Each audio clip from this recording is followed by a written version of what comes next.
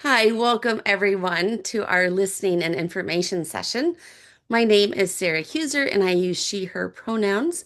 I'm going to start by just sharing the overview of our agenda for tonight, and then I have a video to share from Reverend Laura, who wasn't able to be here in person. So, tonight for our information and listening session, we'll start with a welcome and chalice lighting from Reverend Laura.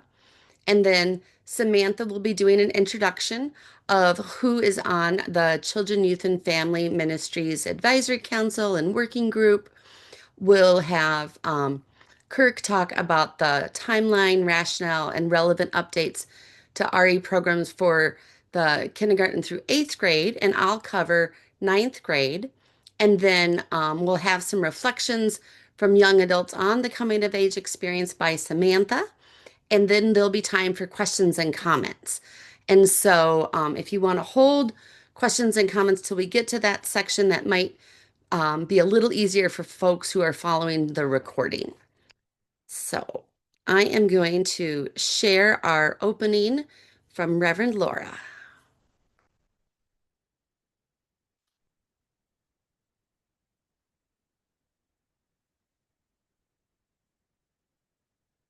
Hi, this is Reverend Laura. I use she, her pronouns. I am part of the staff that is assisting while Allison, who's the director of Children, Youth, and Family Programs, is off on leave. And it's been delightful to get to have a chance to supervise staff and to come to see the depth of the shared ministry that exists at our congregation.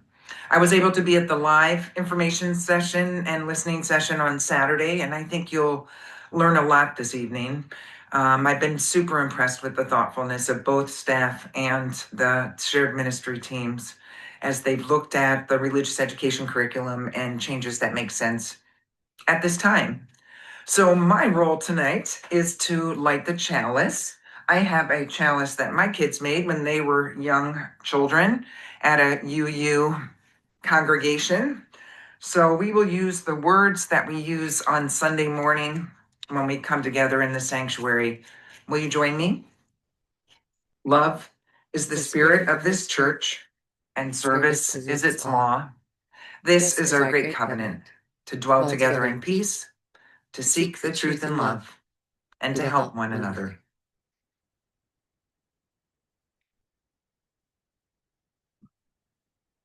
I hope you all have a good night together. Take care.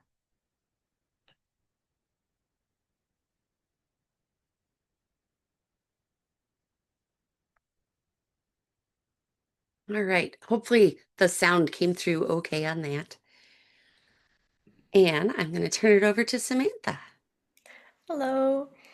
I'm gonna just do a short introduction of everyone who is and who has been on the Children, Youth, and Family Advisory Council. So if I say your name, please wave. Currently on our Children, Youth, Family Advisory Council, we have Kurt Cozine, Samantha White, Allison Connolly Vetter, Sarah Huser, Troy Ferguson, Annie Holtzclaw, Joanna Schuer, and Reverend Laura. And then our former members were Harut Hedge, Claire Trolley, Sarah Olson, Dylan Flunker, B. Harrison, and Caitlin Jones. And then for some of the changes that were in the RE programs, we had a working group, and the members from that working group were me, Samantha White, Sarah Huser, Claire Rorty, Kurt Cozine, Allison Connolly Vetter, Caitlin Hallett Pugh, and then we also had some youth leadership members on the working team or working group as well.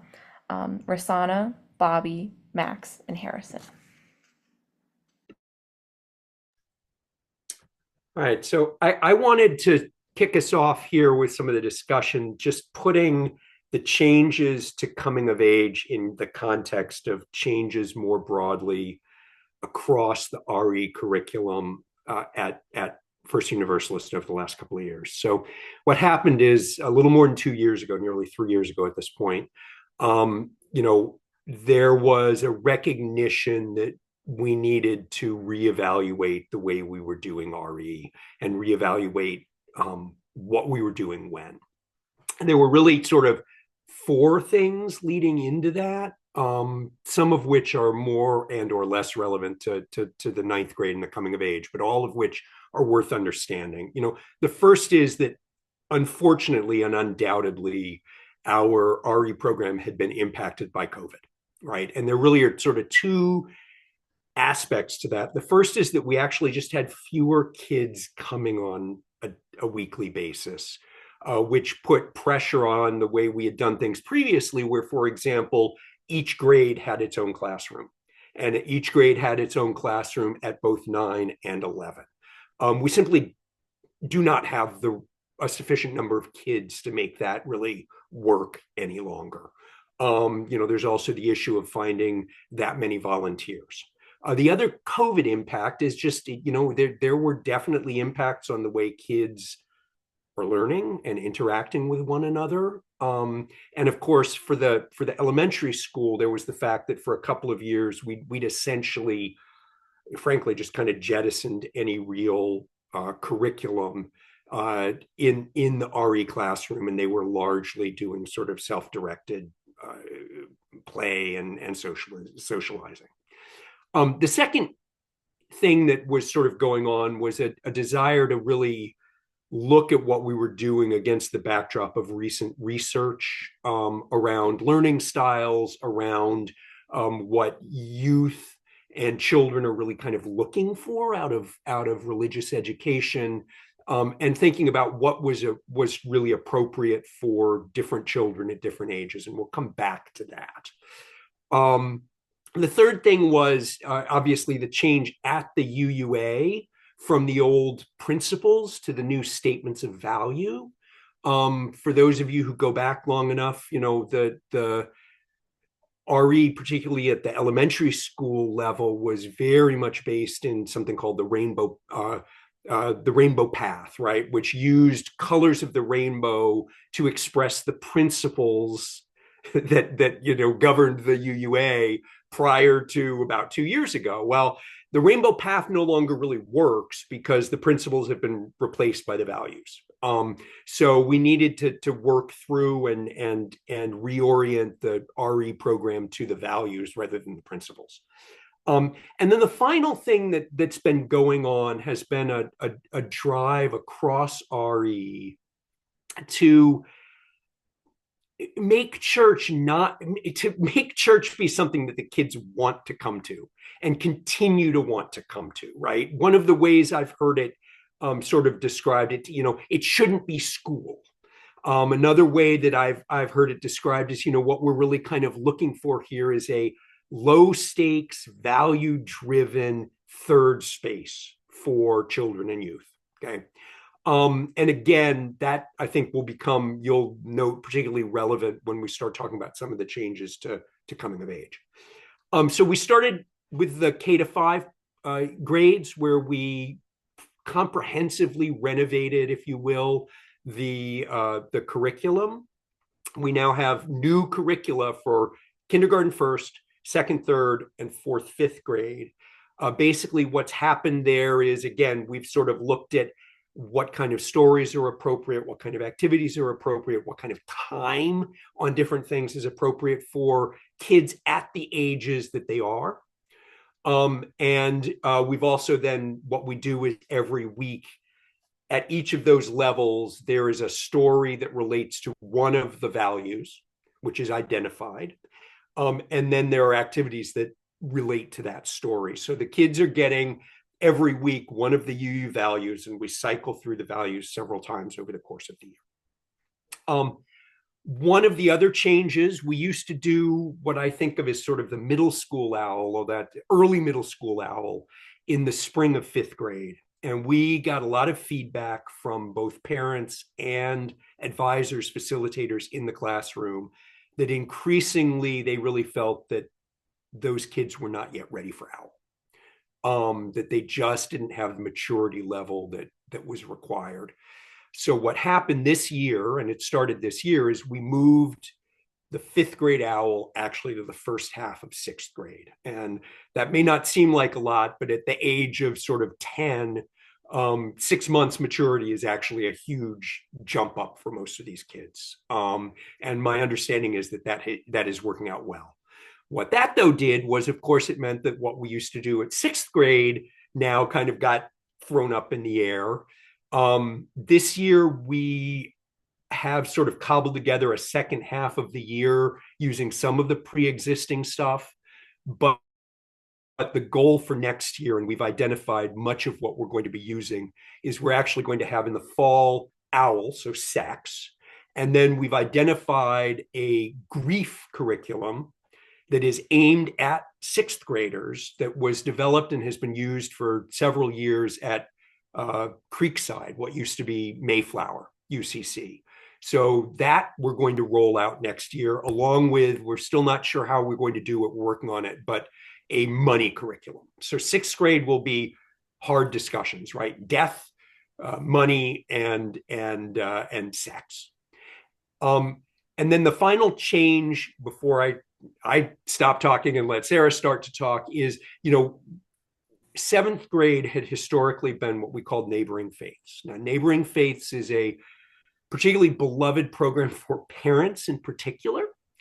But we really, there were a couple of issues going on. The first was increasingly there's evidence, in sort of RE research that seventh grade kids are really a little young to start talking about other faiths, right? That was problem number one. Problem number two, sort of a developmental issue. Problem number two was that a bunch of the curriculum that we had, which had largely been developed in-house, sometimes reaching out to people at other congregations, but it really didn't stand up to scrutiny when you started really looking at it. So that was problem number two, right? And problem number three was that we were hearing back from these kids often that they felt like by the end of the year, they knew more about their neighboring faiths than they knew about their own faith, about history, the values, all the rest of it. So what we've actually introduced this year at the seventh grade level is it's basically an intro to Unitarian Universalism. It has some history. It has some, it has stuff about the values. It has stuff about the way that UU churches approach, everything from sort of spiritual issues to, liturgy to music, all of that. And then the other thing that we are doing in connection with that is the seventh graders are taking the kind of field trips that they used to take in neighboring faiths, except they're taking them to other UU congregations in the Twin Cities. And then at the end of the year, it's going to be up to Duluth, I believe. So they get to see how different UU churches approach their service and approach worship. And again, the goal is to give them both a better grounding in what it means to be UU, and then also a greater appreciation for the variation that exists within Unitarian Universalism. The last thing that's worth mentioning is that while it's not actually related to what we're doing in-house with RE, the OWL program is actually also at the eighth grade level, where we continue to do OWL for the whole year. But that curriculum is actually being renovated right now by the OWL people at the UUA and the UCC, who originally developed the program. And we are, in fact, Claire Trolley and I, along with a facilitator from a different UU congregation, are actually running sort of a beta pilot, if you will, of that new curriculum and providing feedback on a weekly basis to the UUA. On that curriculum. We're doing that Wednesday evenings. We started at the beginning of January, and we run through the end of April. So there will probably be some changes to the OWL program next year, although they are not. We're about a third of the way through it, and we've looked through everything. It's more updating stuff. It's not a sort of a complete overhaul. But I believe their goal is to have that new curriculum ready next year. It might be a year after that, just having worked with it. It may be a little more beta than they think it is. That's my own personal view, not endorsed by anybody other than me. So that's just to give an idea that that these changes to coming of age are not happening in a vacuum at all, and they really are to some degree consistent with the kinds of changes we've been making elsewhere. Sarah. Thanks, Kirk. And welcome also to Troy. She is also on our Children, Youth, and Advisory Council. And so again, my name is Sarah Huser. I use she, her pronouns. And in addition to be on the advisory council and the working group, I also volunteer as the coming of age coordinator. And we've been updating the coming of age program again, similar to what Kirk said for the younger youth, to make sure it's in line with our newly articulated UU shared values and developmental needs of ninth graders. And also to reflect the learnings from the Springtide Research Institute on Gen Z spiritual needs. So Allison Conley Vetter and I attended one of their conferences earlier this year, and then also brought their presenters to our church and gave another workshop to a number of our members who work with youth, um, because the our ninth graders currently are like at the youngest part of Gen Z, but a lot of the research is also showing that Gen Alpha has similar needs and concerns. Because adolescents at this stage of life, um, they have a sense of belonging is more important than individuation. And 40% of Gen Z youth report feeling as if no one knows them. So that sense of belonging is lacking for a lot of our youth.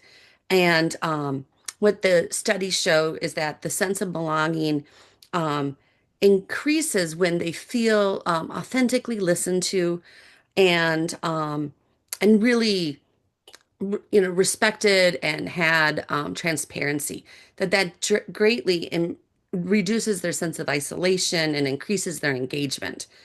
And 81% of youth say that they feel listened to when people seem genuinely curious about what they have to say. So that's another also reason why we made sure that on the working group we had numbers of youth from our leadership group of youth, so that we're both hearing from the youth in our church in addition to the youth from the research. Because our goals for coming of age and just church in general is to create an environment that is welcoming, inclusive, and helps people feel like they belong. Our goals do not include wanting to increase youth stress, anxiety, and dislike of church. And unfortunately, that's how a lot of youth experience coming of age in the past. So there's been three main areas that have been updated in coming of age: the sacred texts, the meeting with a minister, and then the COA ceremony. So for sacred texts, we used to have a set list of books that the youth could choose from, of a variety of different sacred texts, such as the Bible, the Tao Te Ching. We had a commentary on the Torah. We had a book of UU poems and essays. Um, and we would ask the youth to engage in reading one of these texts without giving any cultural or historical context. So these youth would randomly select a book from the list, open it up with their, Minnesota ninth grade perspective without any understanding of how is this text used within the faith community that it belongs to, and then just ask to figure out what they thought about it and how it might become relevant for them. And so it ended up leading to a lot of stereotyping and misappropriation and not helping them really understand how do people use a sacred text. And so we did teach, and we are still teaching different ways of reading sacred texts, looking at different spiritual practices around how people engage in a text or a piece of artwork. And we continue to do that. But this year, instead of having the youth choose from a set list of books that we've just selected for them, we're asking youth to think about what are the sacred texts currently in their life? What do they turn to when they're trying to discern a confusing situation and wanting to know how do I respond that's in line with my values? What are the texts that they turn to when they're feeling stressed and anxious and needing a sense of reassurance or calm or hope? And so our youth are just in the beginning of that process, but it's been lovely to see how they've been figuring out like what texts are they already using. And text is in a broad definition. Some youth have chosen the Bible because it relates to the religious traditions in their family. We have one youth who chose some native stories from her traditions. We have youth who've chosen an album of music where it's both the music and the song lyrics that are what help guide them and become a moral compass. And so we have youth choosing just a variety of things that a lot of which weren't originally on our list, and choosing them because they are currently meaningful so that they can then engage with something that they're already using and think about then and how do they talk about it? How do they share? Because then the youth also share which text they chose with their mentor. So the mentor can also engage with the same text that the youth has chosen and then discuss it together. Our our next section that we've changed, and this change actually started last year, is the meeting with mentors. So research, or excuse me, not mentors, ministers. So research has shown that if a youth has a one-on-one interaction with a minister as a youth, they are more likely to reach out to a minister when they're an adult. And so we really want to foster youth having that ability. And in the past, our youth would then meet one-on-one with our one of our church ministers. But a number of years ago, the volunteers needed to follow our two deep rule, but the staff didn't. And now in the last few years, we've updated those policies so staff and volunteers follow what's called the two deep rule with our youth, which means there's always at least two adults present for any interaction with the youth, whether it's online or in person, just for safety. But it's really tricky to schedule a one-on-one conversation with one of our current ministers and also make sure that there's another adult present in a way that helps with safety but doesn't feel intrusive. And so what we started doing last year is we created a minister fair. So we have a lot of UU ministers who are affiliated with our church. And we recruited, I think it was about six who came last year, and they had 15-minute time slots, and the youth could sign up either one on one or in a small group up to three. Because again, a sense of belonging is more important at this age range than individuation. And so the youth then signed up and they met with a minister. And we gave them a list of prompt questions just in case they weren't sure what to talk about. But youth were also welcome to talk about anything they wanted. So we had some youth talk to our ministers or the affiliated ministers about, well, what made you want to be a minister? Or what are some of your spiritual practices? We had other youth just want to share things about their personal life and what they were doing with their friends or in their sports. And the youth got to choose, and the ministers had wonderful conversations with our youth and gave us great feedback on how special it felt to be able to spend that time. And so we're doing that again this year. So the youth can be in one-on-one or in a small group up to three with different UU ministers affiliated with our congregation. And in addition to them all being together, so we're automatically having at least two adults in visual range, it's during class. Because in the past, we also tried to get the youth to schedule these one-on-one sessions outside of class time. But our youth are really busy with a whole lot of things. And so it's really difficult to then schedule something outside of class. So that's the added benefit of having the minister fair. And then one of the most visible changes, I think, to coming of age will be seen at our coming of age ceremony, which is um, the on the second Wednesday of May after our community dinner. In the past, youth would write their own individual spiritual statement and then present that at the ceremony.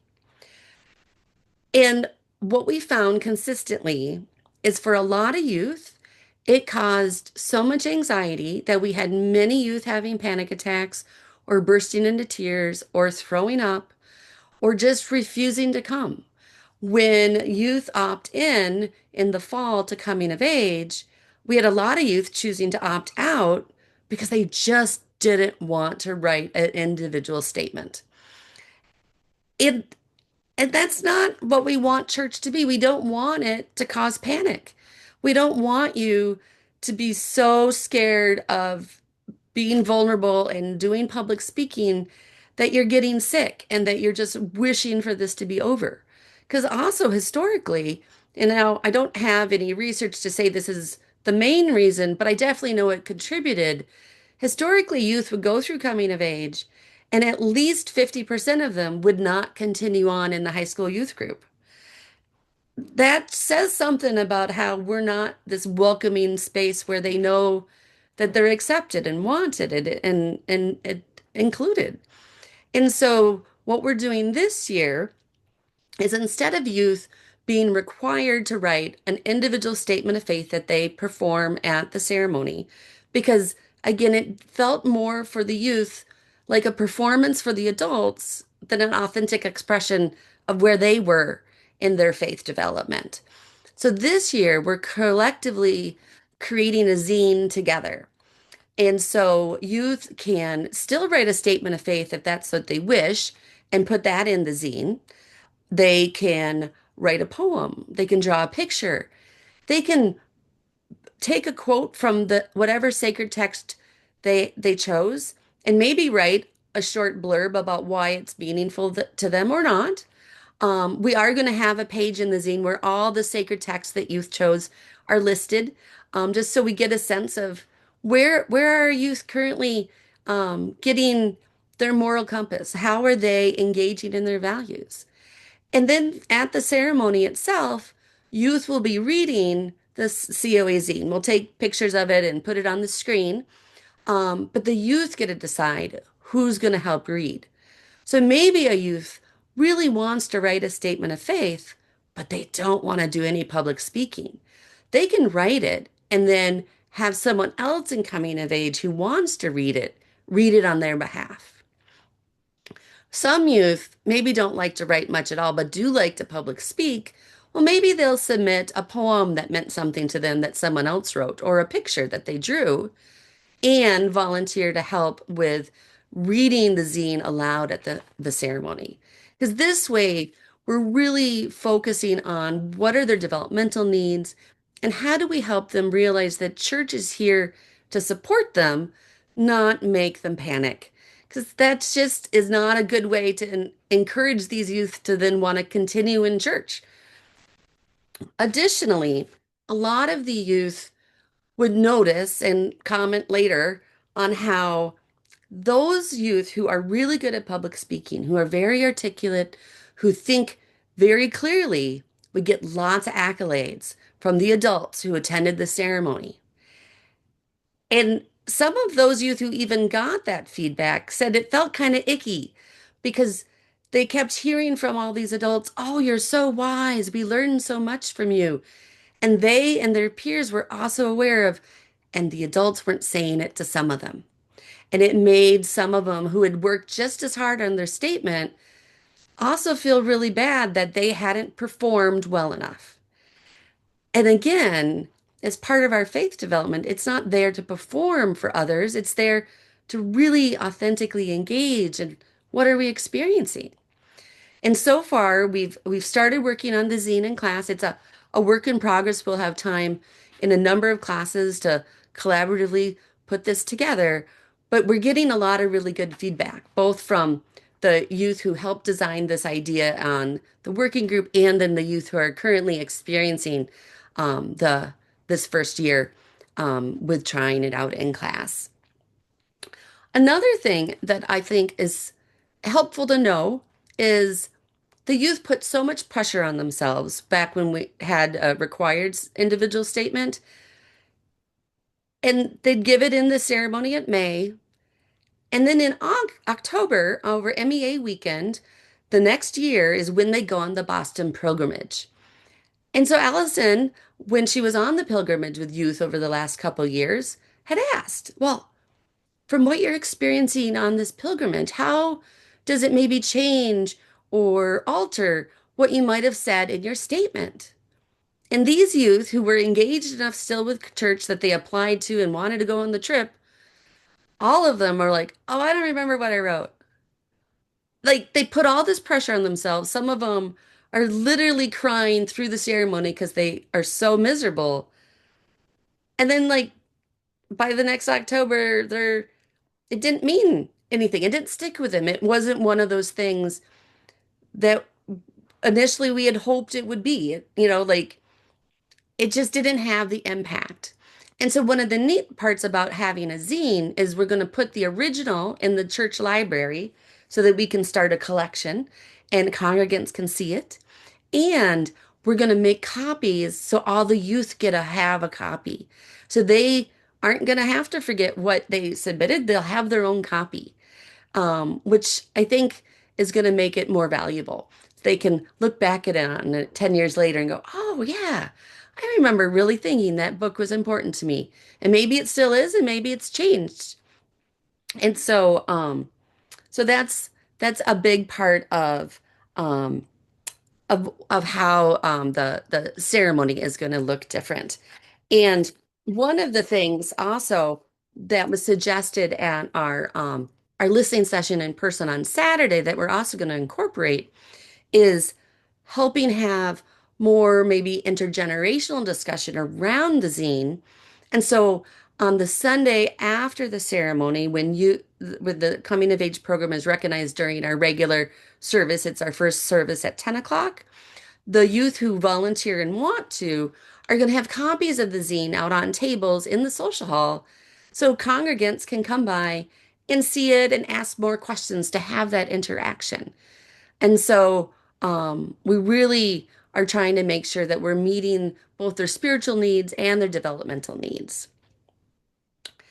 And none of the youth who were on our working group were available to attend the listening session. But luckily, Samantha, who's the co-chair along with Kirk of our advisory council, was recently a youth. And so she is going to share some of her experience. Hello. Just for a little context, I'm 20. And so it was only about um, 5, 6 years ago, yeah, that I did coming of age. I grew up in the church. Yeah, I still attend to this day. I just love the church, really. Um, but I don't know, especially I really enjoyed coming of age when I was in ninth grade. I met a lot of people and we bonded and I learned a lot about myself. But I had no idea what I said um, at my actual like ceremony. What I do remember from the ceremony is feeling really, really anxious and not excited and just wanting it to be over. Um, and then after it was done, I was like, why did I say that? That felt so dumb, which is really sad because I was trying to be very genuine and say what I felt. But with all the pressure I put on myself for it, I just didn't like it and it didn't feel meaningful. Um, yeah, even talking about it now, I'm noticing starting to feel anxious again. Um, yeah, it just, and also I remember from like hearing the experiences my friends also had. Like at the time, I felt like I was alone in feeling like this, but like looking back on it, I wasn't. A lot of people were anxious or didn't really like what they said. Um, yeah, and like some people who actually did enjoy speaking in front of the congregation afterwards, like Sarah said, um, it's just still didn't feel as you expected it to. You still felt sort of let down, and you put all this pressure on yourself to make this great speech, And then some people still do make a great speech, but it didn't really satisfy like what they had hoped. It just it just wasn't always a good experience. And that's not what we want. We want like youth to look back again at their time at church and be like, "Oh, I really liked that," and want to continue to come. Like, yeah, like it still surprises me that like my grade, um, after coming of age, I was one of the only people who kept going to church. There were about, I think 20 kids or so in my grade in ninth grade. And by the time I eventually did the Boston pilgrimage, three of us went because we had combined grades. So there would be a big enough group, but only three continued. Yeah, that's, yep, that's all I have to say, I guess.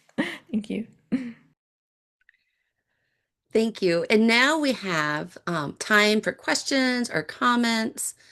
So if anyone wants to unmute and say a question, or if it's easier to put it in the chat. If it's in the chat, I'll also read it aloud because I'm not sure if the recording sees the chat.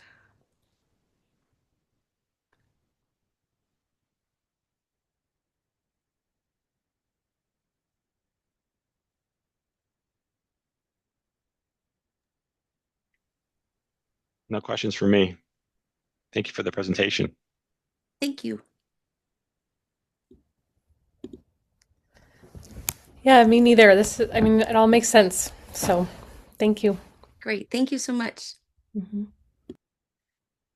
And for those of you who are watching this recording after it's finished, if you have questions, please feel free to reach out to me or anyone on the Children, Youth, and Family Advisory Council or Reverend Laura. And we'd be happy to talk to you. Coming of age meets most Sundays in the Cummins room, and so you could even stop by after the service. I'd be happy to chat.